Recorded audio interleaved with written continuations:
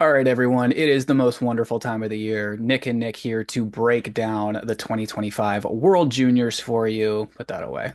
Put that away. Just to start it off, though, I mean, this is such a fun tournament. I know you get excited about it every year. I certainly do as well. But just, what comes to mind when you think World Juniors? Best memory you have of the tournament right off the hop? It's such a loaded question, and I hate to ramble on the first answer, but I mean, there's just been so many good moments. Canada versus US, all the crazy games, Everly, Tavares hat trick, you got the Tays shootout. But for me, I'm gonna throw you a little bit of a wrench. My favorite player ever at the World Juniors for Team Canada is Ryan Ellis. Oh, I good one. absolutely loved Ryan Ellis. He was amazing. Like his stats, point per game every year. He played for 3 years, I believe, in the World Juniors, which is just awesome. Anytime you have that guy coming back around three times around the holidays, you love it. But I just remember thinking he was so sick as a young defenseman. Like I wanted to be like him. I wanted to move the puck, but throw hip checks like he would. And around the 2010s, there, him and Taylor Hall and Cassie and all those guys that they had on the Spitfires, and then on Team Canada, he was my absolute favorite World Junior guy ever. That's a great pick. I also loved when him and Fowler were D partners in Windsor and then had Yeah, to play each other in the World Juniors. That was great to see. so But good. he was such a gamer, man. I mean, it did kind of give us guys that aren't 6'4" a little bit of hope. You could still go out there and throw your weight around a little bit. So that was always nice to see. I feel like Absolutely. you obviously have a plethora of players and memories to pick from. Little bit less over here. Obviously, the players still there. Memories, in terms of great ones, not as much, but I gotta go John Carlson, 2010. That one, that's always going to be special for me, especially because of what happened the year before that. Those like 2009 through like 2011 USA Canada games were just insane. You guys for the US like Peter Mueller, Jordan Schrader, all those guys having amazing tournaments. Danny Cristo, another one. So those guys really come to mind when I think of the U.S. and the World Juniors. But if you had to pick one moment between U.S. and Canada that you think has been the coolest over the past, I'd say let's call it 20 years. What jumps out to you? Dude, there's so many, like you said, but for me, I think it's Tavares New Year's Eve hat trick. Yeah. And that was like he was so skilled, so highly touted, exceptional player status, but can't skate, can't move, and then he just showed out that tournament. And I just remember we were at like our whole hockey teams get together for New Year's Eve, and all the kids are downstairs playing mini sticks, watching the game, and all the parents are upstairs drinking, watching the game, and everybody just cheering and reacting to the hat trick. I think that's the one that stands with me most between Canada and US. Um, Runner up or finalist there. My parents got us like glass seats to the December 31st, 2016 Canada versus US at Scotiabank Arena. I do believe US won, but I that think was so. just so cool to New Year's Eve be at Scotiabank in Toronto, sitting on the glass watching these Yeah. guys. I just like ingrained in my brain is how fast Barzell was, and that was when he was still allowed to play offense. So he would just pick up the puck at one end and just wheel to the other, and it was just like it was mesmerizing how fast he was. So that's my runner up. Those are good ones, man. I mean, I can't imagine what it would be like to be there at Scotiabank on the glass for a US Canada game. It's got to be just an unreal atmosphere. So cool, so cool. One of those like moments where you can just picture exactly like where you were, what you were seeing, how you Yeah. felt. Like one of those just very vivid hockey memories with Barzy allowed to stick handle. Yeah. I feel like I have to go. It's kind of I almost want to say it's a forgotten one. It's the outdoor game they did that year in Buffalo, where it was just Mm, dumping snow. The US did those like Bills inspired jerseys, which I don't love yep, front numbers on a hockey jersey, but I thought those were great. And it was kind of a dud game, but I think just the atmosphere for that. I was yeah. watching it with all my college buddies. That was a cool one. Yeah, that was so sick. And I feel like Brady Kachuk still has that as his like profile picture on everything. And sometimes Probably. I just see those jerseys and go like that was a cool moment. I love an outdoor game. I don't love an outdoor game in a short tournament where every single Yes. period or shift matters so much. Yeah. But I mean, I'm a sucker for an outdoor game. That's the perfect thing to do for like one of the pre-tournament games. Like, let's Yeah. do that. Let's build some hype around it and go from there. But I agree, not in the middle of a tournament where you could be playing 5 or 6 games tops. Yeah, no, I think it's a tricky one. That's probably why they haven't done it since. But if they could find a way to get those back in, especially like, dude, when it's in like Sweden or Finland, if we could get like an outdoor game on like a Lake Tahoe vibe That'd be outdoor so rink, cool. like that'd be amazing. That would be awesome. Let's go ahead and dive into this year's tournament. So, Group A is going to be at the Canadian Tire Center. That's where the Senators play. There we go. Good job, Nick. U.S., Finland, Canada, Latvia, Germany make up Group A. Group B is over at TD Place, where the 67s play. That's going to be Sweden, Czechia, Slovakia, Switzerland, and Kazakhstan. Have you been to either of those venues? Been to both, been to both. Canadian Tire Center is way outside the city. Right. That's why the Senators always have those issues and hot topics and are looking to move into the city instead of it's basically out in Canada. TD Place, it's nice. It's very quality, kind of setup and stuff. But to me, it's like one of those new kind of cookie cutter Okay. industrial look and feel places. So as a fan, it wasn't my favorite spot to go. But I mean, they get a good crowd there for the 67s, and yeah, I think it should be a good venue for both. Yeah, definitely. Looking forward to those. Between those two groups, does one of you or does one of them stand out as a little bit more heavy? Maybe the US, Canada, Finland one? I think it's got to be that. I mean, that's three of the top four teams in my opinion, at least. And according to most betting sites, that's three of the top four teams. So, but I love it like that. I want to see good hockey from the start. Like I love that Canada's starting their tournament off against Finland. I Yeah, hate when they play like Latvia and then Norway in the first two games and like they just kind of sleptwalked through it and then get spanked in game three. I like starting with a real challenge, which Finland always is. very true. As we know the hard way, both of us do. Let's Yes. go ahead and dive into Canada right off the hop. So, I feel like we have to talk about this right away. It's never a successful tournament for you guys unless you come home with gold. That did not happen last year. In fact, no medal at all last year. So I feel like even more so, this is going to be a tournament where it's like all or nothing. And maybe it's just me, but I always have the gut feeling that after Canada doesn't win gold, they come back the next year and are just like possessed to do so. So recent tournaments, obviously nothing last year, 23 and 22, gold both times, 21 is silver, and then 2020 gold again. So it's been pretty good, although it's not perfect, which I'm assuming is what you guys were looking for. So I'm assuming that's where your outlook on this tournament is gold or bust. Yeah, I mean, I think it's honestly always that for Canada, like you said, and call it cocky, call it naive, whatever it may be. But I think that's just how we've all kind of grown up watching the tournament, as we expect to win every year. And on paper, we should have a legitimate chance to win every year. Last year was a bit of a disappointment. I thought we said off air we weren't going to talk about that, so kind of bush league by you bringing it up. But I'm excited for the team this year. It's not exactly all the guys that I would have put on Right. a Team Canada, but there's still a lot of firepower, a lot of skill, and a lot of size, which, is kind of always the MO for Canada. They want skill and they want size. Let's dive into some of those big admissions from this team. So, or omissions from this team. So, OHL's leading scorer, Michael Misa, not on this team. What's up with that? I would have at least had him at development camp. I mean, Yeah. he's been so good this year. Him and Porter Martone are both up for top five picks this year, right?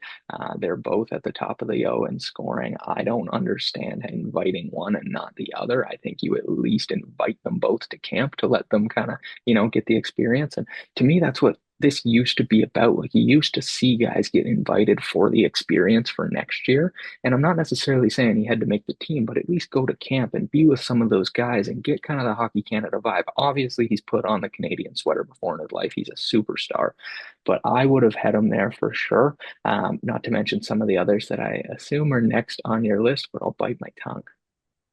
I think the only other big one that jumps out for me would be Andrew Crystal, and that's obviously some caps bias involved. But I think when you start to look at the numbers, and I got to give Jesse Pollock some credit over at Bar Down because he said this. He goes, "What more does this guy have to do?" Yeah, I don't get that. That is my 1-1 snub for Team Canada this year is Andrew Cristall. I know people are all up in arms over Beckett Seneke and Zane Parekh, and rightfully so. I think both guys could have been there. I think Zane Parekh is the best power play defenseman, quarterback, whatever you want to say, in the Canadian Hockey League. I don't think it's particularly close. I would have had him there solely for that, especially the way that these World Juniors games are played. There's errors, there's fast paced. It's a lot of transition game a lot of times. I would have had Parekh there. Probably would have had Seneke there myself as well. But Cristall to me is the snub. Like I thought he should have been on last year's team. I love the way that he plays. I think he's going to be a stud for the Capitals. You know how I feel about him, but that's just a guy who not only creates chances out of nothing, but works his butt off every shift. Like he's a guy that you're never going to have to question the effort. And I think that was a little bit, in all honesty, the knock on a guy like Seneke. It's like he's so good, he's so skilled, but we already have a lot of skill. Like we need somebody Right. who can suit up a PK role or, go hit a body in the corner on the third line late in the game. Cristall would do that. He does it night in, night out in the dub. He's leading the dub in points. Like I just don't get how he is not there. I mean, the dude almost made the Caps out of camp. He was one of the last two guys cut. And I Yeah, mean, it the just floored everyone with his skill. he almost made the first place team in the NHL, but he Yeah. can't make Team Canada's World Junior. It just doesn't make sense to me. I do not get that one. I hope that we go on a clean sweep here and don't have to talk about it after the tournament. But if it's not gold or silver this year, we are going to hear a lot about these decisions that were made. Oh, absolutely. Well, some of the players that did make this team that we want to talk about, obviously, let's start with the one that's getting all the headlines right now, and that would be Gavin McKenna, 16 years old. He's not even draft eligible until 2026. He's leading the entire CHL with 60 points in 30 games. So, what can you tell us about this guy for some people in the States that might not be familiar with what's about to come? Just raw talent. Like he is such a good hockey player. You hear a lot of times and see a lot of times on Twitter these days that hockey has a skill problem. Everybody is so skilled, but they don't necessarily have the hockey IQ that the game once had. He is not one of those players. He knows exactly where his teammates are at all times. He knows exactly where he should go. He knows exactly where the puck's going to bounce. He is always all around it, creating chances. He is such a dynamic player. I mean, you don't get up to 60 points in the dub this quickly as a 16-year-old if you aren't that extremely gifted player. So, US fans, I would get to know his name because I think you're going to want him to come down and play some D1 next year or the year after. That would be amazing. I mean, to get a player of that caliber to come to college hockey in the States, I think it would do great things for the sport here. So, I mean, when you look at him and the games I've watched him play, it's not only his talent, but like you said, just, that hockey IQ thinking 3 or 4 steps ahead. Where is the puck going to be 2 people from me? Where is this puck going to come out to me if it's below the net and I'm above on a power play or something like that? I've seen a ton of goals like that. And I mean, raw talent's a great way to put it. The stick handling's incredible. The shot is unbelievable. So I think he's gonna have a monster tournament, unfortunately for me, but definitely looking forward to watching the highlight reel they are.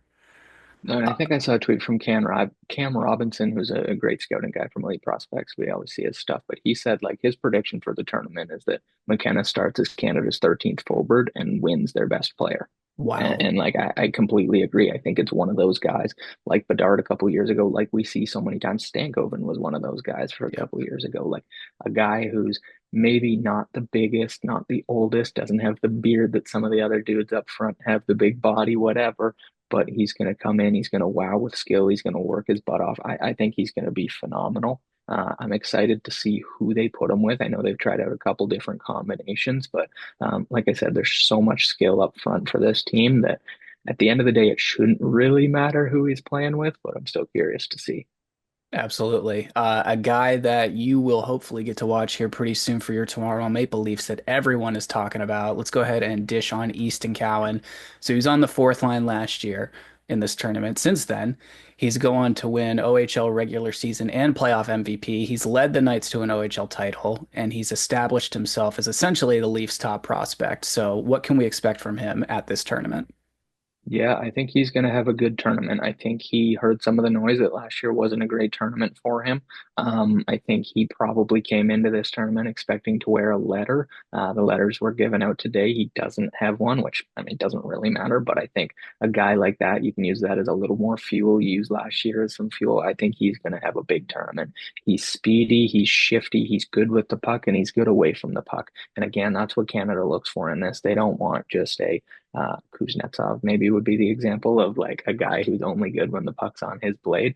There's a lot more of the guys than just him in the league these days, but Canada wants those 200-foot, not afraid to play physical, good on the PK, good on the power play, kind of versatile guys. I think Cowan can be that, and I think he's going to have a chip on his shoulder from last year. Yeah, absolutely. Let's go ahead and move over to one of his teammates, Sam Dickinson. This guy is on pace for 40 goals and well over 110 points as a defenseman with the London Knights this year. That's pretty unbelievable. I mean, that's unbelievable for anyone, but for OHL numbers for the London Knights, that's incredible. It's awesome. And I'm just double checking because I believe right before we hopped on here, I think I saw that he scratched tonight. Wow. I mean, it's only a pre-tournament game, right? But I don't know about that decision. I think he should get a little more runway. Yeah, Sam Dickinson, Luca Pinelli, and Jack Ivankovic are scratches for the first pre-tournament game. Pinelli makes sense. He's kind of only on that team because his Ottawa 67's coach, Dave Cameron, is there. Sam Dickinson does not make sense. Sam Dickinson should be out there. Sam Dickens is a phenomenal player. Dickinson can move. He can play in his own end. He can play the body. He can rip it. He is a heck of a defenseman. I'm excited to see Schaefer step up in that PP1 slot where I think a lot of people thought Dickinson was going to be. But we'll have to see why he's scratched or who comes out in some of these later pre-tournament games. Absolutely. Let's talk about one of the other blue liners, Tanner Molendyk, Preds defender, 56 points a year ago, could easily hit 60 this year in the dub. So, what are you expecting from him? Yeah, I mean, I think you probably could have stopped at Pred's defender. I mean, I think Yeah, we've seen for the last 15, 20 years that when the Nashville Predators draft a defenseman, there's a pretty good chance he's going to be a good player. That goes back to Shea Weber, to Roman Yossi, to Dante Fabro. I know he's not having the best year and kind of moved around, but these guys that they just have good track record drafting defensemen. I think he's a great two-way player. I think he's going to be a leader for this team. I think again he's a guy that can take a step off of last year's showing and last year's tournament and comes back with a bit of a chip on his shoulder. So excited to see what he can bring back there.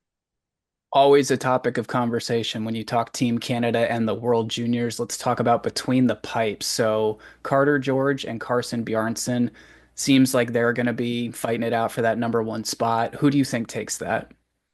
Yeah, I'd say first of all that I was a little surprised that Ratzlav didn't make it from last year. He was on the team and he was one of the final cuts. Matthew Wood up front is another guy we didn't mention, but he made the team last year and then isn't there this year.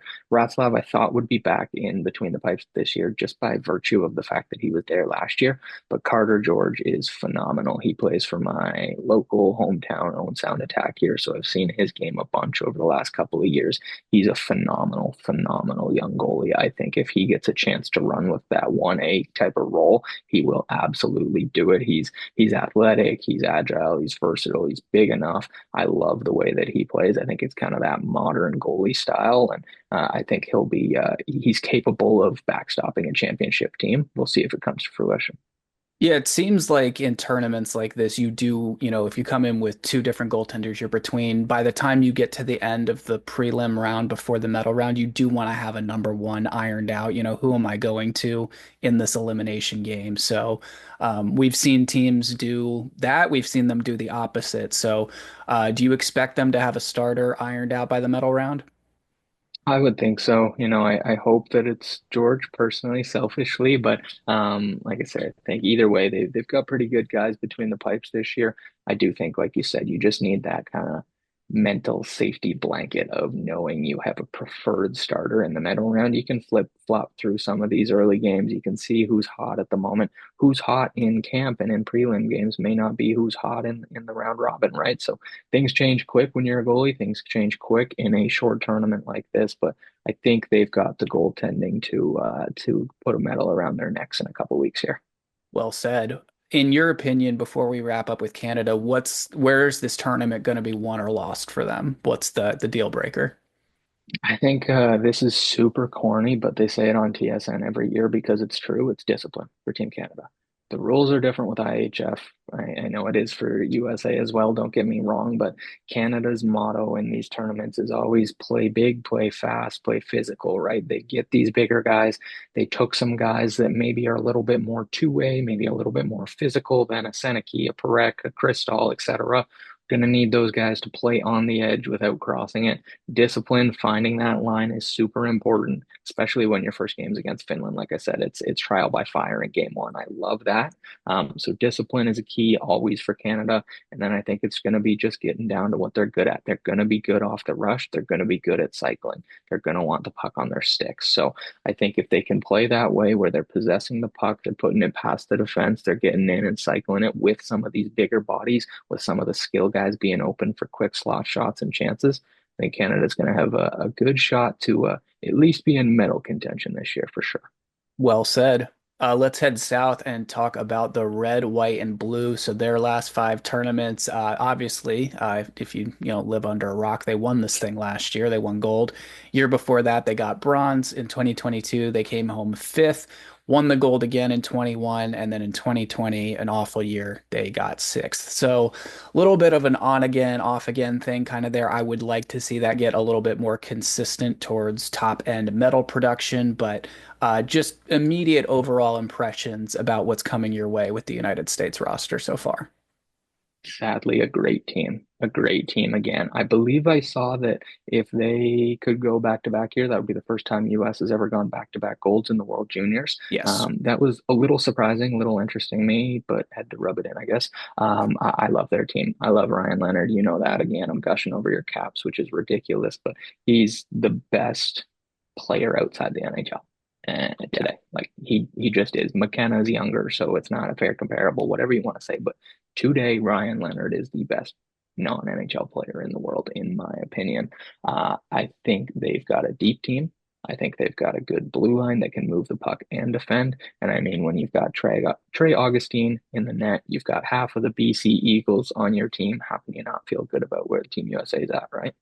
That's a good way to put it. I mean, you said Leonard's the best player outside the NHL. I think you could make that argument for Augustine too. In my Yeah. opinion, he's the best goaltending prospect that's not currently in the NHL out there. And I mean, he's currently got a 930 save percentage with Sparty. And I mean, he's going for his third World Juniors team here. So he knows how to get it done. It's crazy that he's kind of like the old man on this team. But I mean, you nailed it when you've got the best first line in college hockey between Leonard Perreault and now this kid James Hagans. It's not exactly a bad problem to have, that's for sure. No, it's not. And I love that you brought up that he's been there three times now. I think that that matters so much. Like we said earlier, I'm very much, these are short tournaments, but they're relatable experience year to year. If you're going to a different city, a different country, whatever it is, you need guys who have been there in the past.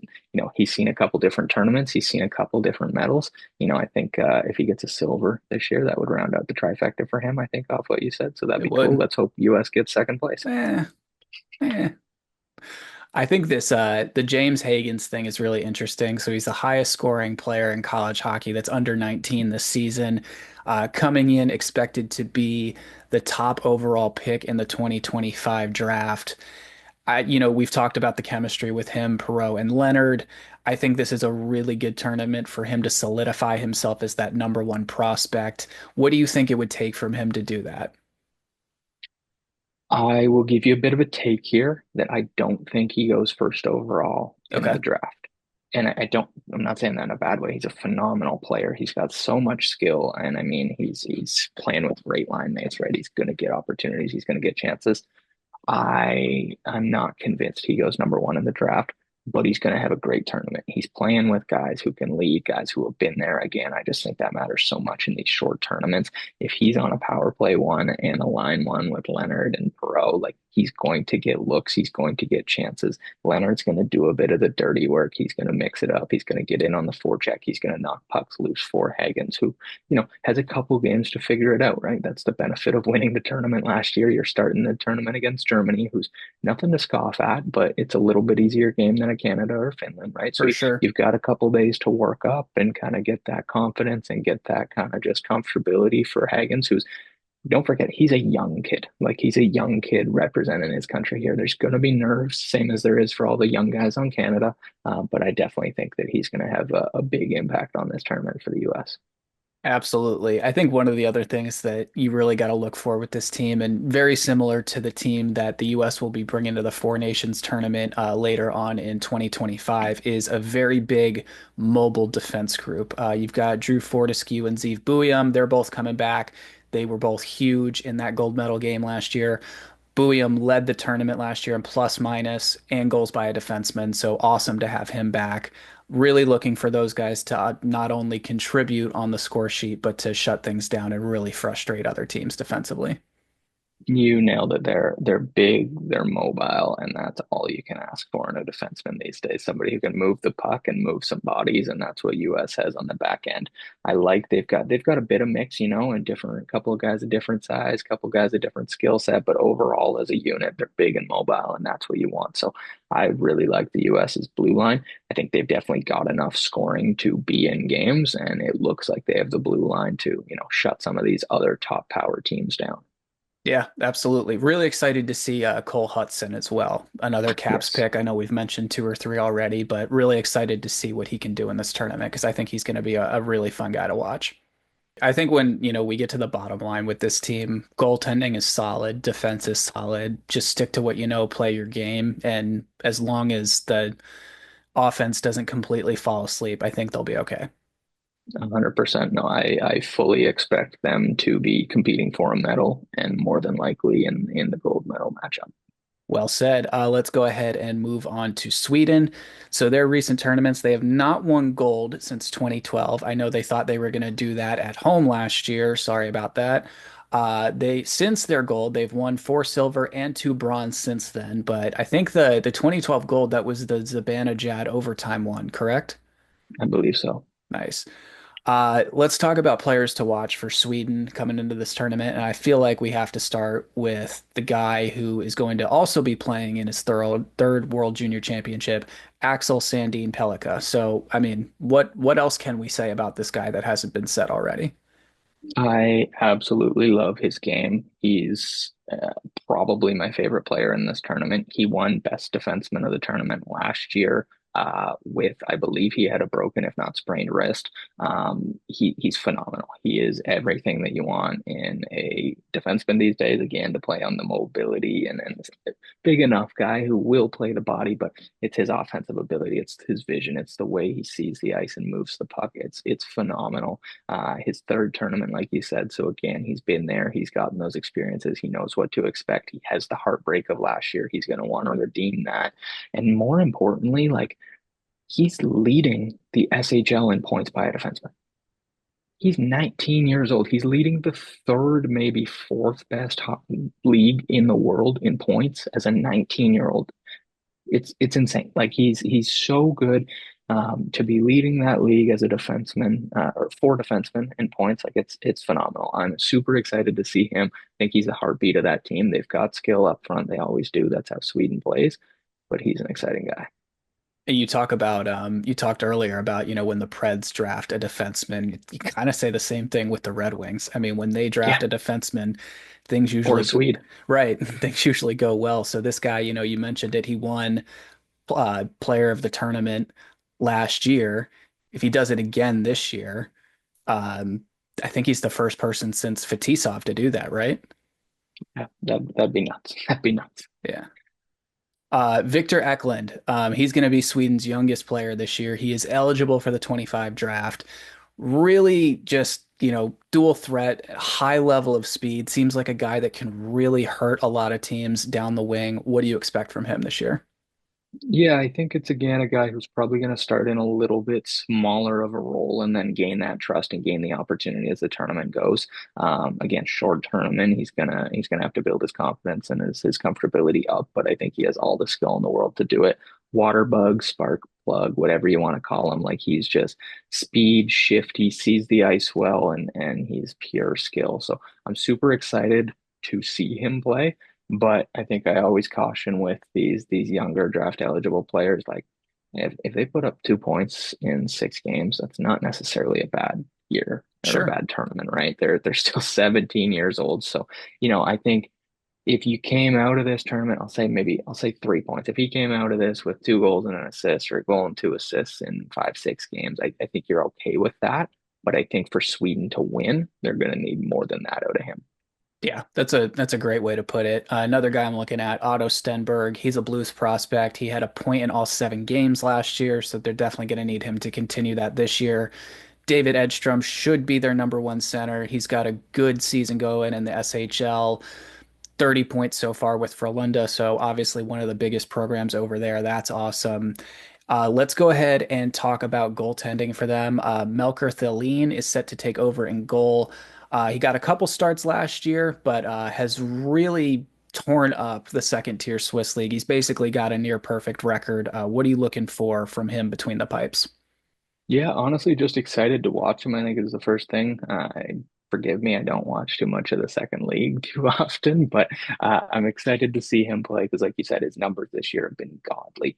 He was solid last year. I don't think he's as big of name or big of star potential as we've seen from Sweden in some past years, but I think by all accounts, he's athletic, he's mobile, he's able to get around the net. He eats up pucks. He has great rebound control. So I think. He's definitely in a position where he can win them some games and steal them some saves. But I think at the end of the day, there's a reason that Canada and US are plus 130 or plus 130. Geez, plus 130 and Sweden's plus 600 as the third Yeah. favorite. Like there is a drop off in talent from Canada, US down to Sweden, Finland this year. It's a short tournament. Anything can happen. 1 goal games, who knows? But there's a bit of a talent fall off this year with compared to some past years for Sweden. Absolutely. I mean, we've seen some years where Sweden comes in with a roster where you go, wow, you might be the second best team at this tournament. Yeah. One huge thing I think that's going to make the difference for them is going to be the physical play from them, especially when it comes to their defensemen. They have Flames prospect Axel Hertig, 6'5", really going to need him to eliminate people in front of the net if they want to go deep at this tournament, I think. They've also got Preds prospect Viggo Gustafsson. Um, both of those guys are big. They can really disrupt things, block shots. I think that's going to be an absolute must-have for them to go deep this year. 100%. Totally agree. Let's go ahead and go over to Finland. So they won 3 golds from 2014 to 2019. Since then, they've won a bronze and silver. So not bad, relatively a smaller country compared to the other ones we just talked about. What jumps out to you right off the bat with Finland? Before I even get to the roster, I think the initial thing that jumps out to me is that they're in a pool with Canada and US. Like they're gonna have to beat one of them in the round Yeah, robin to be in a good favorable spot heading into the medal round. So they're in a tough spot. They're going to be a good team. They're going to be feisty. They're going to play their system well. That's Finland's motto. That's what they do every year.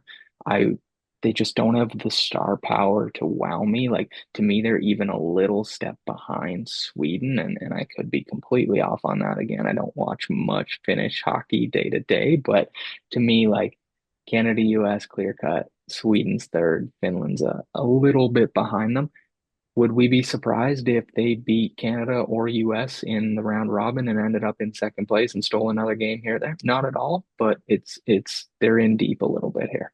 absolutely have seen that happen before. It's interesting. Like you said, it's not like in years past where they come in with a line A or with a Capo Caco. So the star power is definitely lacking there. Consta Hellenius, the Sabres pick, is probably Yeah, going to be their first line center. Just a very prototypical Finnish first line center, I would say, very tactical, very methodical, and just so smart, incredible hockey IQ. I think one of the interesting things here is they don't necessarily have what you and I would call a prototypical number one defenseman.